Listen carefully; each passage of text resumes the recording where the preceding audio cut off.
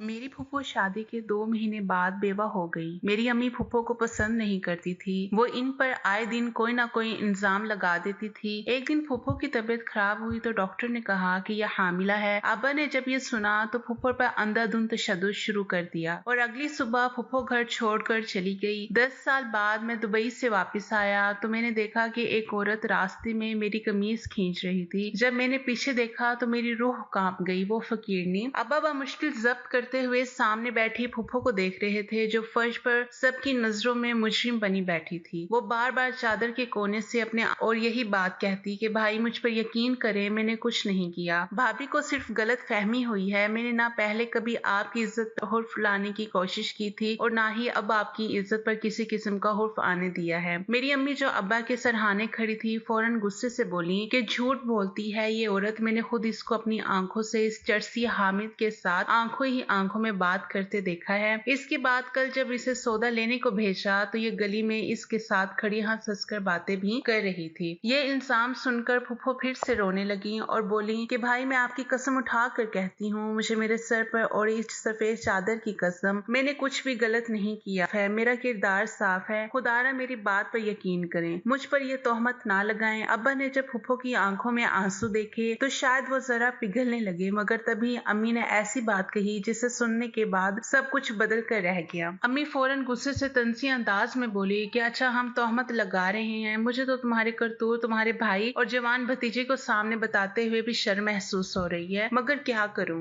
मजबूरी है। अगर तुम्हारा किसी से कोई ताल्लुक नहीं है तो फिर अनम साहिबा तुम्हारे पेट में पल रहा बच्चा कहाँ से आ गया? किसकी नाजायज औलाद लिए घूम रही हो तुम? अम्मी के मुंह से ये अल्फाज सुनकर मैं तो हक्का भक्का सा रह गया। मेरे अब्बे का चेहरा इस सुर्ख हुआ था। मैं बेयकीनी से फूफो की तरफ देखने लगा। अब्बा आग बगूले होकर उठे और फूफो की जानिब बढ़े थे। इसी पल फूफो रोते हुए उठी और जाकर मेरी अम्मी के मुंह पर थप्पड़ मारकर चलाते हुए बोली कि आपकी हिम्मत कैसी हुई मेरे किरदार पर इस हद तक इल्जाम लगाने की? आपने तो मेरे बच्चे को ही गाली दे दी। फूफो कुछ और बोलती इससे पहले ही अब्बा सदमे से निकले और फूफो पर तशद्दुद शुरू कर दिया। फूफो रोते हुए कहने लगी कि मेरा यकीन करें भाई, ये बच्चा मेरे शोहर का है। मुझ पर तोहमत मत लगाएं, मैंने कोई गुनाह नहीं किया। मेरा दामन आज भी साफ है। मगर अब्बा तो अम्मा की बातों में आ चुके थे। मैंने अब्बा को फूफो से दूर हटाया और इन्हें अलग कमरे में ले गया। वो बेहताशा गुस्से में थे। इनका बस चलता तो फूफो को जान से ही मार देते। अब्बा बोले कि मैं इस बदकिरदार औरत को एक लम्हा भी अपने घर में बर्दाश्त नहीं करूंगा। इससे कहो दफा हो जाए यहाँ से और दोबारा मुझे कभी अपनी शक्ल भी ना दिखाए। अम्मी तो ये सब देखकर बहुत खुश हो रही थी। शायद वो चाहती ही यही थी कि फूफो को रुसवा कर सके। मैंने फूफो को उठाया और अपने कमरे में ले आया।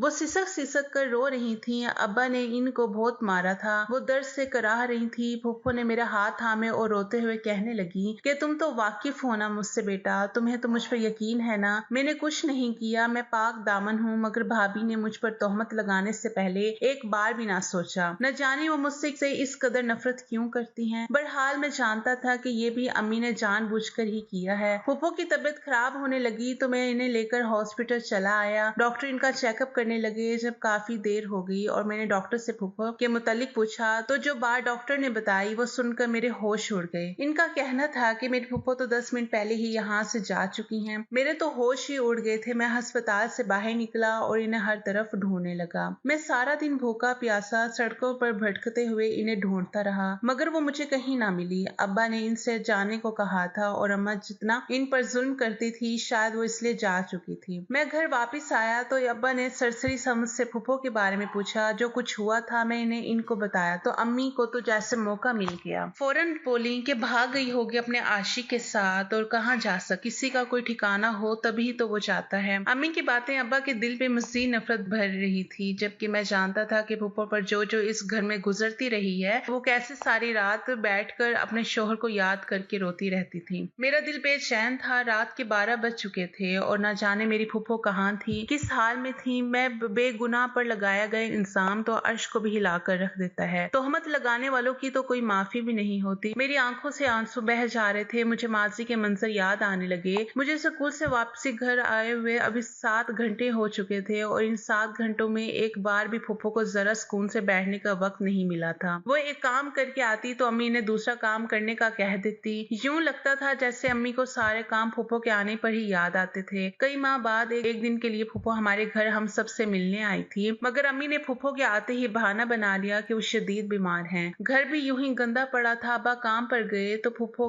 पूरे घर के काम में लग गई। मैं स्कूल से वापस आया तो अम्मी के सामने फल वगैरह रखे थे और वो मजे लेकर खा रही थी, जबकि मेरी अकलौती फुप्पो तो नौकरानियों की तरह सारे घर के साफ सफाई में लगी थी। फुप्पो बहुत मासूम थी। वो सामने वालों को पलट कर जवाब न देती। अगर इनकी चालाकियां समझ जाती, इनके बावजूद वो कुछ भी नहीं बोलती थी। सारा दिन काम कर लेने के बाद फुप्पो थक हार कर मेरे पास आकर बैठी तो मैंने एक नजर उनके चेहरे पर डाली, जहाँ थकावट के आसार नुमाया था, मगर इसके बावजूद वो मुस्कुरा रही थी। मैंने इनसे बातें करना शुरू ही की थी कि फूफा इन्हें लेने आ गए और फिर फुप्पो यूं ही अलविदा कहते घर से चली गई। इन्हें देखकर इस पल मुझे रोना आया था, मगर अम्मी ने तो इनसे मिलना भी गवारा नहीं किया। मेरी अम्मी को तो शुरू से ही फुप्पो अच्छी नहीं लगती थी। वो बहुत ही नेक और 5 वक्त की नमाजी थी। हर बात को दरगुजर करना जानती थी, मगर अम्मी को फुप्पो का नेक और इबादत गुजार होना जैसे ढोंड लगता था। वो समझती थी कि फुप्पो ये सब दिखावे के लिए करती हैं। मैं फुप्पो के शौहर बहुत अच्छे थे, इनका बहुत ख्याल रखते थे। मुझे ये देखकर खुशी होती थी कम से कम फुप्पो मायके से ज्यादा ससुराल में खुश व खुर्रम जिंदगी गुजार रही हैं। मगर इनकी तो शायद किस्मत में ही खुश रहना नहीं लिखा था। इनकी शादी को भी 2 माह ही हुए थे। इनकी जिंदगी में वीरानियां एक बार फिर छा गई।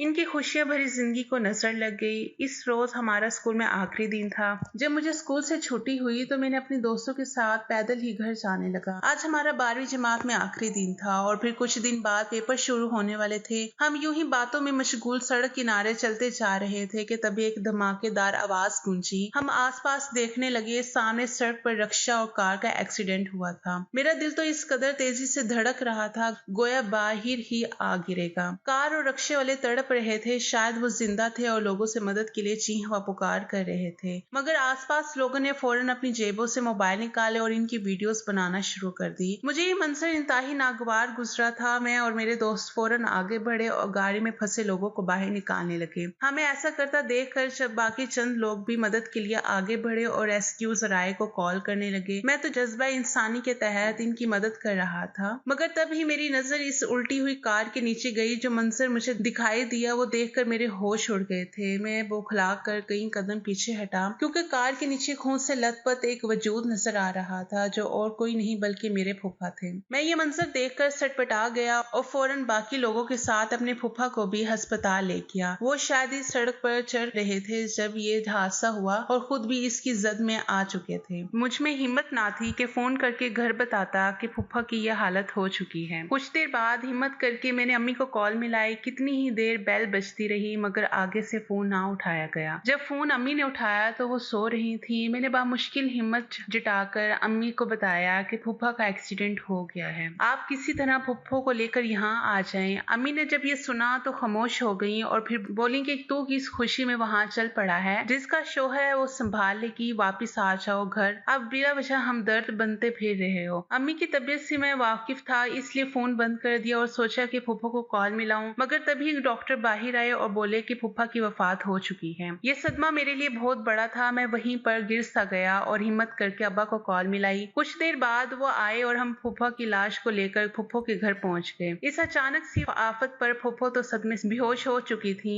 इनके तो वहम और गुमान में नहीं था कि इनका शौहर इस हालत में घर वापस आएगा। कई दिन तक माहौल सोगवार रहा और फिर हम फूफो को लेकर अपने घर आ गए। अम्मी को इससे कुछ फर्क नहीं पड़ा था। इनका रवैया अभी भी फूफो के साथ ऐसा ही था, जबकि फूफो सर पे बेवगी की सफेद चादर ओढ़े यूं ही खामोशी से कमरे के एक कोने में बैठी रहती। न जाने यह असूल हमारे गांव का था भी या नहीं, मगर अम्मी फूफो से भरपूर काम करवाती थी। अम्मी ने तो फूफो को रंग बिरंगे कपड़े पहनना हराम ही करार दे दिया था। फूफो तो या तो सफेद कपड़े पहना करती थी या फिर काले कपड़ों में रहा करती थी। घर में अच्छा खाना बनता तो अम्मा सारा खाना हमारे लिए रख देती और फूफो को कहती कि अपने लिए दाल बना लो, क्योंकि बेवा औरतें ये मुर्ग मुसल्लम नहीं खाती। इनकी जिंदगी से सारी खुशियां तो तब ही मर गई जब इनका शौहर मट्टी तले दफन हो गया था। वो जानती थी कि ये सिर्फ और सिर्फ मेरी अम्मी इनके साथ करती हैं। इन्हें जलील करने का कोई भी मौका हाथ से जाने नहीं देती, मगर इसके बावजूद वो मेरी अम्मी के हर बात को दरगुजर करती थी। फूफो के शौहर की वफात हुए अभी 2 माह ही गुजरा था कि एक रोज अम्मी ने फूफो को बाहर से सौदा सल्फ लाने के लिए भेज दिया। फूफो ने जब अम्मी के मुंह से ये सुना तो फौरन बोल उठी कि भाभी मैं तो इद्दत में हूँ और इद्दत में ना महरम को देखना या कलाम करना जायज नहीं होता। मगर अम्मी को इससे कुछ खास फर्क नहीं पड़ा। वो गुस्से से बोली कि बुर्खा पहन कर चली जाओ, मगर सब्जी तुम ही लाओगी। थी। इस रोज फुप्पो बेबसी की मूरत बने हुए बुर्खा पहनकर खुद ही पूरी तरह ढांपे हुए बाहर सब्जी और सौदा सेल्फ लेने के लिए चली गई। मैं इस वक्त अपने पेपर्स की तैयारी में मसरूफ था और अकेडमी से वापस घर की जानी वापस आ रहा था जब मुझे रास्ते में फुप्पो जाती हुई नजर आई। इनके हाथ में सौदा सेल्फ था। जब अपने घर की गली के जानब बढ़ी तो इनके हाथ में पकड़ा गया शॉपर फट गया और सब्जी बाहर गिरने लगी। इसी पल गली में एक शख्स मौजूद था। जब इसने सब्जी गिरते हुए देखी तो फौरन उठाने में मदद करने लगा। ये मंजर हमारे घर की ऊपरली मंजिल से वाज़ेह तौर पर देखा जा सकता था, जो कि अम्मी ने देख लिया था, मगर वो इस हद तक मुस्तकबिल में अब्बा को पेश करेंगी मैंने कभी सोचा भी नहीं था। मैंने जब ये मंजर देखा तो फौरन फुप्पो के पास पहुंचा और सब्जी लेकर घर आने लगा। फुप्पो का सारा दिन घर के काम काज में गुजर जाता और अम्मी की झिड़कियां खाने में गुजर जाया करता था। अम्मी फुप्पो को खुद ही कोई काम करने के लिए घर से बाहर भेजती और रास्ते में कोई मर्द मिल जाता तो अम्मी अब्बा को एक बात के साथ चार बातें लगाकर बताया करती थी। आहिस्ता आहिस्ता फुप्पो की तबीयत खराब रहने लगी और सारा दिन वो काम करती रहती और रात को बुखार में तड़पती रहती, मगर अम्मी को इसके बावजूद इन पर कोई रहम ना आया और वो इनसे मुसलसल बगैर किसी रियायत के काम करवाया करती थी। एक रोज फुप्पो की तबीयत शदीद खराब थी। इन्हें घबराहट होने लगी और मैं भी इस वक्त घर में ही मौजूद था। अम्मी ने जब फुप्पो को इस हालत में देखा तो वो दंग रह गई और फौरी इन्हें लेकर अस्पताल जाने लगी। मैं भी फुप्पो के साथ ही था। डॉक्टर ने कुछ टेस्ट लिख कर दिए और फुप्पो को बुखार की दवा देकर वापस घर भेज दिया। इन दिनों मैं स्कॉलरशिप टेस्ट की तैयारी में मसरूफ था क्योंकि मेरी ख्वाहिश थी कि मैं FA के बाद आगे की तालीम दुबई में हासिल करूं। फुप्पो की हालत देखकर अम्मा हर वक्त इन अजीब अजीब अल्फाज कसती रहती थी जिन्हें वो खामोशी से सुन लिया करती थी। फुप्पो की इद्दत पूरी होने में अभी कुछ वक्त रहता था। अगले रोज स्कॉलरशिप का रिजल्ट आना। मैं खुशी खुशी घर में दाखिल हुआ ताकि सबको ये खबर सुना सकूं। मैं सबसे ज्यादा खुश तो ये सुनकर फुप्पो ही होंगी, मगर जो ही अंदर कदम रखा तो जो आवाजें मेरी समातों से टकराई वो सुनकर मेरे चेहरे पे आई मुस्कुराहटें सिमट कर रह गई। अम्मी के कमरे का दरवाजा खुला था और सामने अम्मा फुप्पो को बालों से दबोच कर खड़ी थी, जबकि फुप्पो हाथ जोड़े रोते हुए कह रही थी कि ऐसा कुछ नहीं है भाभी, आप जो सोच रही हैं वो सरासर झूठ है। मगर अम्मी ने गुस्से से आग बगोले होकर फुप्पो के मुंह पर कई थप्पड़ मार दिए और एक झटके से इन्हें फर्श पटकते हुए अपना पैर फुप्पो के पेट में मारने लगी। जब ये मंजर देखा तो फौरन भागकर अंदर दाखिल हुआ और अम्मी को पकड़ लिया। फुप्पो रोते हुए एक ही बात कह जा रही थी, मैंने ऐसा कुछ नहीं किया, मुझ पर तोहमत मत लगाएं। अम्मी ने फुप्पो के मुंह पर कुछ रिपोर्ट फेंक कर कहा, अगर ऐसा है तो ये रिपोर्ट क्यों कह रही है कि तुम हामिला हो। अम्मी के मुंह से ये अल्फाज सुनकर मेरे पैरों के नीचे से जमीन निकल चुकी थी। मैंने बेसाख्ता अपनी आंखें खोल दी और एक गहरी सांस खारिज करके रह गया। 2 दिन बाद मुझे दुबई जाना था और फुप्पो न जाने कहाँ चली गई थी। अम्मा और अब्बा को तो परवाह ही नहीं थी, मगर मैं जानता था कि मेरी फुप्पो ऐसी नहीं है, ये बच्चा भी महरूम फुप्पा का ही है। मगर अम्मी फुप्पो को नीचा दिखाने के लिए हर हद पार कर चुकी थी। 2 दिन तक मुसलसल मैं फुप्पो को ढूंढता रहा, मगर वो मुझे कहीं ना मिली। मुझसे छोटे भी 3 भाई थे जो हॉस्टल से कभी कभार ही घर आया करते थे। इन्हें फुप्पो से कोई खास सरोकार नहीं था, मगर मुझे फुप्पो से बहुत मोहब्बत थी। जब मैं पाकिस्तान से जाने लगा तो अम्मा अब्बा से नाराज होकर गया था। इन्होंने फुप्पो के साथ अच्छा नहीं किया था, ये मैं जानता था। मेरा दिल बुरी तरह से टूट चुका था। मेरे दुबई जाने की खुशी खत्म हो चुकी थी। एक आखिरी नजर मैंने इस रोज एयरपोर्ट पर दुराई और फिर पाकिस्तान को खैरबाद कहकर मैं दुबई आ गया। यहाँ आते ही मेरी पढ़ाई के मरहाइल शुरू हो गए। मैं स्कॉलरशिप पर यहाँ आया था, मगर इसके बावजूद अपने अखराजात उठाने के लिए मैंने वहाँ एक जॉब भी शुरू कर दी। घर वालों ने मुझसे कई बार राब्ता करने की कोशिश की। शुरू में तो मैंने इन सब से मुख्तसर सी बात की, मगर मैं दिल से इनसे नाराज था, जिसका जिक्र मैंने अम्मी अब्बा से भी कर दिया था। इसके बाद मैंने दोबारा किसी से कोई राब्ता ना रखा और अपनी पढ़ाई और जॉब में मसरूफ हो गया। मैंने अपना पुराना नंबर भी बंद कर दिया था। कितने साल यूं ही गुजर गए थे। मैंने पढ़ाई के साथ साथ वहीं एक अच्छी नौकरी करना भी शुरू कर दी थी। इसे यूनिवर्सिटी में आई एक पाकिस्तानी लड़की से शादी करके सेटल भी हो गया। वो बहुत ही मासूम और बाअखलाक थी, बल्कि मेरी फुप्पो की तरह इससे बात करके मुझे अपनी फुप्पो की याद आ जाया करती थी। कम से कम मैं अपनी फुप्पो को अम्मी को सौंप कर इसका वही हश्र नहीं करवाना चाहता था जो इन्होंने फुप्पो का किया था। 10 साल मैंने दुबई में गुजारे थे। ये बहुत ही तवील अरसा था। मैं 2 जुड़वा बेटों का बाप बन चुका था। एक रोज बीवी के इसरार पर मैंने वापस पाकिस्तान आने पर मजबूर हो गया। मैंने फिलहाल बीवी बच्चे को साथ ले जाना मुनासिब ना समझा और पहले खुद की टिकट बुक करवाई। इस रोज 10 साल बाद मैंने वापस अपनी सरजमीन पर कदम रखे थे। सब कुछ वैसे का वैसा ही था। दिल में अजीब सी बेचैनी ने सर उठाया था। मैं एयरपोर्ट से निकला और एक कार बुक करवाने लगा, मगर तभी मुझे सड़क पर एक फकीरनी भागते हुए सड़क पार करती हुई नजर आई, जो कई गाड़ियों की जद में आने से बार बार बची थी। मैं जो ही गाड़ी में बैठकर घर जाने लगा तो तभी इस फकीरनी ने मुझे कमीज से पकड़ कर खींचा। इस फकीरनी की हिम्मत देखकर मेरी तेवरी चढ़ी थी। मैंने माथे पर नागवार सवारी लाए। जब पलट कर देखा तो मेरे होश उड़ गए। सामने खड़ी औरत तो फकीरनी के रूप में मेरी माँ थी, जो मुझे देख कर रोते हुए कभी मेरा माथा चूमती तो कभी मेरा हाथ। मैला कुचैला वजूद, फटे हुए कपड़े और हाथों में कशकोल, मुझे धचका सा लगा। अम्मी को इस हालत में देखकर मैंने इसकी वजह पूछी तो वो कहने लगी, तुम्हारे जाने के बाद एक रोज मैं अपनी बहन को तुम्हारी फूफो की असलियत बता रही थी कि मैंने जानबूझकर इस पर इल्जाम लगाकर इसे घर से निकाला था। ये बात तुम्हारे अब्बा ने सुन ली और फिर मुझे धक्के मारकर घर से निकाल दिया। वो पिछले 9 सालों से सड़कों पर भीख मांग रही थी। मैं इन्हें लेकर घर गया तो अब्बा घर पर बिस्तर पर लेटे उखड़ी उखड़ी सांसें ले रहे थे। मुझे देखकर रोने लगे और गिले शिकवे करने लगे। इन्हें पछतावा था, आखिर बहन पर तोहमत लगाई थी और आज यूं इंजाम भुगत रहे थे। कैंसर के मरीज थे, चंद दिन के मेहमान थे। अम्मी को देखकर इन्हें गुस्सा सा आ गया, मगर अब क्या हो सकता था। जो बोया था वो तो काटना था। पहले ही अपनी बहन पर इतबार रखते, एक तरफ की सुनकर फैसला ना सुनाते। मगर खैर चंद